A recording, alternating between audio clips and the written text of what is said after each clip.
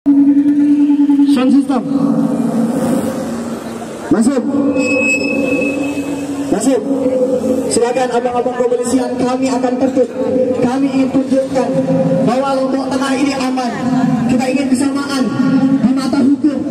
Hari ini Ketua Pengadilan Negeri Anda tidak akan kami apa-apakan. Ketua Pengadilan Negeri Praia, Putu Agus Wiranata SH, menolak menghentikan perkara ibu rumah tangga yang terjerat kasus dugaan pengerusakan gudang pengolahan tembakau di Desa Wajegesang, Kecamatan Kopang, Lombok Tengah.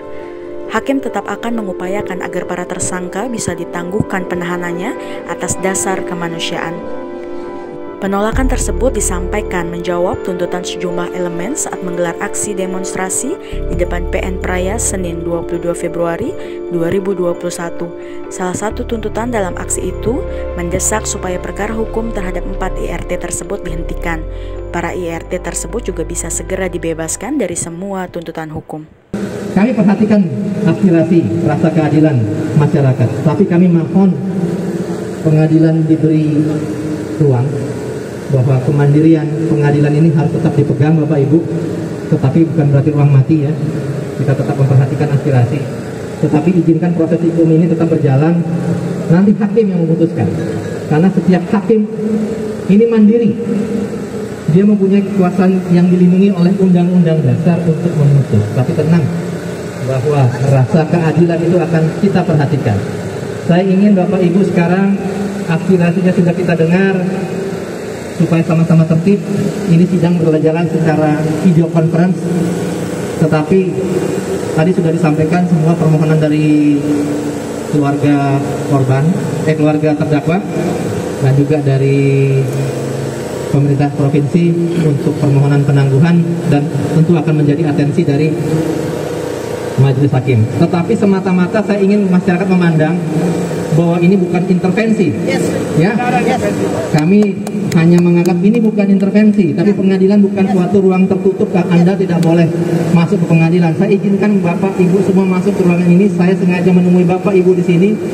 Saya tidak mau orang lain menemui. Saya memastikan bahwa rasa keadilan masyarakat menjadi prioritas kami. Kami memberikan keadilan kepada masyarakat. Intinya itu. Tapi tolong bahwa ini dipahami sebagai konsep penegakan hukum, Bapak Ibu, seperti itu ya. Jadi kita saling menghormati.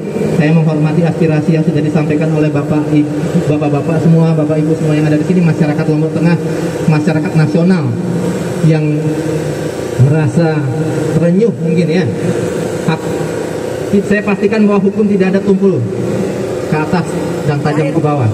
Hukum harus sama. Pengadilan Negeri Praia khususnya akan memperhatikan semua rasa keadilan, menimbang, dan kita harus melihat konflik sebenarnya apa.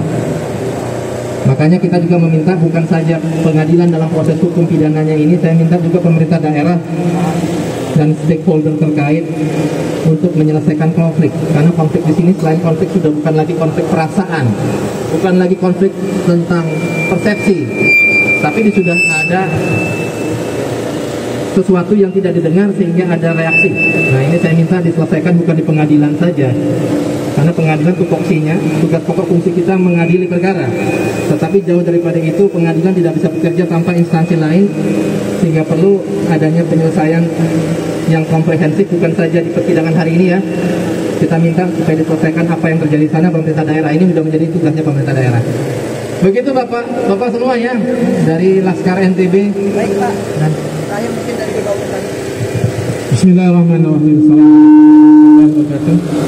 Sekali lagi saya ucapkan terima kasih kepada Bapak Ketua Pengadilan Negeri Praia yang telah menerima kami dengan baik, kemudian menyampaikan komitmen untuk secara profesional akan menyelesaikan masalah ini sebentar lagi.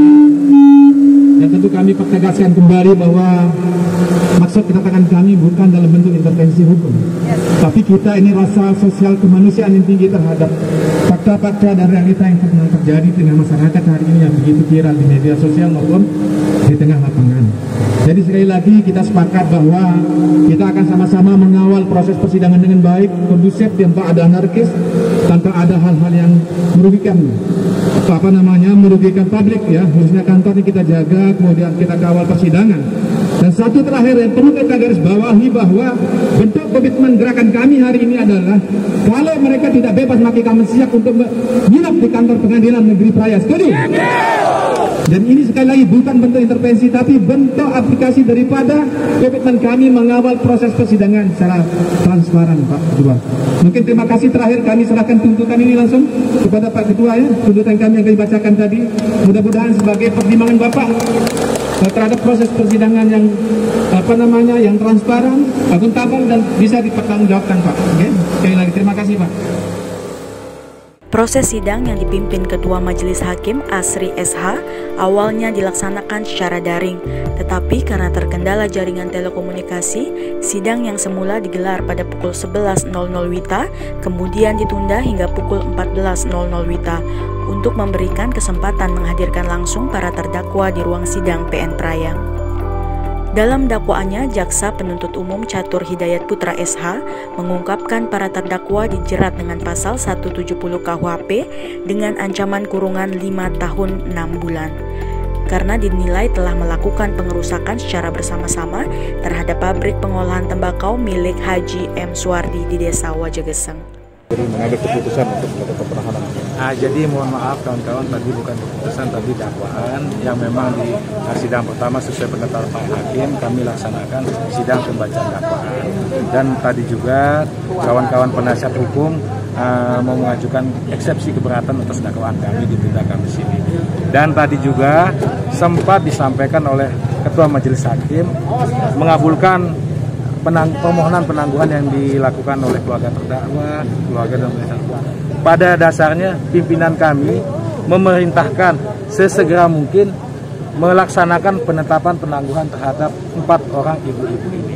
Jadi untuk sementara itu saja yang saya bisa sampaikan. Sisanya nanti kawan-kawan bisa menanyakan di teman-teman di Penkum Kejati. Tadi belum penetapan penangguhan. Ya, tadi itu belum penetapan hari sidang yang hari ini kita langsung hadirkan langsung.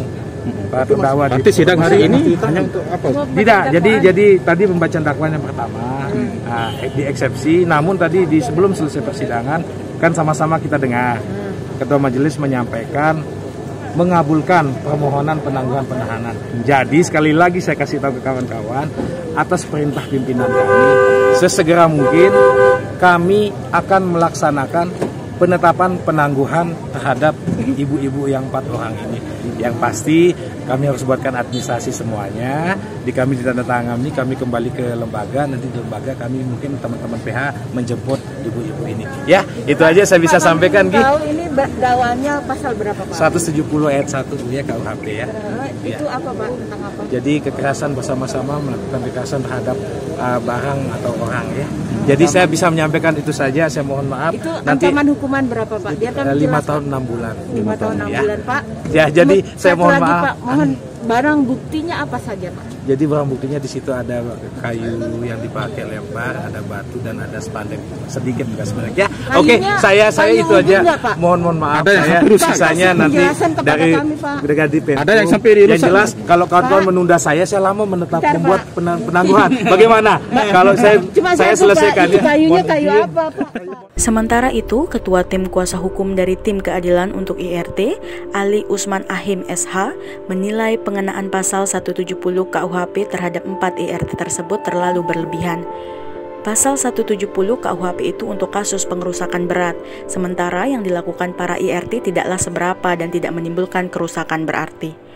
Alhamdulillah pada hari ini sudah kami lakukan mengikuti proses sidang perdana ya, pada perkara keempat Ibu IRT ini. Pada hari ini jaksa sudah membacakan dakwaannya dengan dakwaan tunggal pasal 170 yang kita nilai aneh dan berlebihan ini. Ya. Dan kami dari kuasa hukum sudah menyampaikan permohonan penangguhan tahanan dan sudah dikabulkan oleh majelis. Dan alhamdulillah keempat Ibu RT ini bisa berkumpul kembali dengan keluarganya, mengurus anak-anaknya, dan proses ini akan berlanjut nanti pada hari Kamis berikutnya dengan agenda mendengarkan eksepsi dari kami kuasa hukum, dan tentu kami dari kuasa hukum akan melakukan segala macam tindakan hukum yang kami pandang perlu ya untuk memastikan keempat ibu RT ini mendapatkan keadilannya.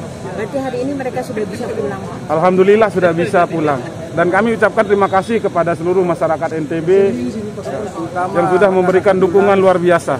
Pak, terhadap kami ingin perkara. tahu Pak, di barang bukti itu apa saja sih sebenarnya barang bukti? Dari Barang kejaksaan? bukti itu seperti yang tadi disampaikan oleh jaksa di dalam dakwaannya, ada kayu yang digunakan untuk melempar, ada pecahan kayu singkong, ada batu, ya. Dan kami juga akan minta jaksa sebenarnya untuk menghadirkan seng yang dilempar ini sebagai barang bukti.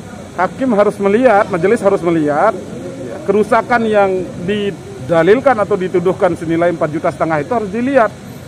Seperti apa nilai seng yang rusak yang kemudian diklaim kerusakannya senilai 4,5 juta tersebut. Ada yang Padahal karena kita sudah lihat Mbak, ya kita sudah lihat di lapangan itu kerusakannya sama sekali tidak berarti, ya. Itu seperti peok aja gitu ya? peok kena kelereng, ya.